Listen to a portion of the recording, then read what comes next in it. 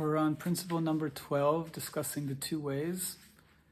We're on page 32. This next section here is a little over a page, so maybe we'll just read it through in this session and, God willing, discuss it the next time. The Baal Sulam writes in the book Matan Torah, two forces motivate us to develop spiritually towards our purpose of attaining the state of pure giving and alignment with God. The difference between the two is that one of them we consciously choose and it draws us forward, while the other one pushes us forward without our choosing it. The force that pushes us forward without our choosing it is called the way of suffering, or the way of nature. The suffering we experience shows us the damage that egoism causes.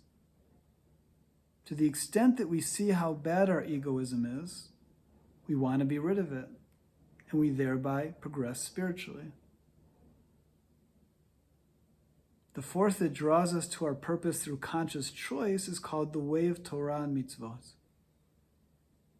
Through the spiritual practice of mitzvot and striving to be in divine service, we become aware of what inside ourselves needs to be fixed. This way of Torah mitzvot has two main advantages over the way of suffering.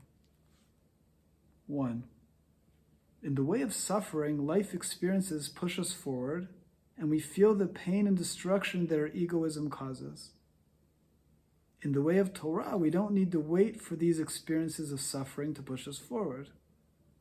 With spiritual work, we reach the same awareness without having to go through the pain and suffering. The pleasure we feel when we are in service to God makes us realize the worthlessness of all self-serving pleasures. We become aware that these minuscule pleasures interfere with the ecstasy of divine service.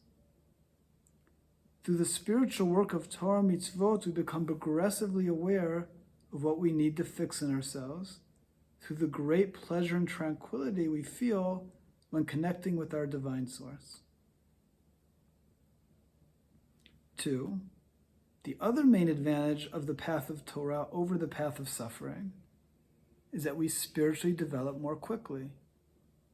Since this is the path we consciously choose, it is in our hands to increase our spiritual practice of Torah mitzvot as much as we want in order to hasten our inner transformation. Okay, so God willing, we'll discuss next time.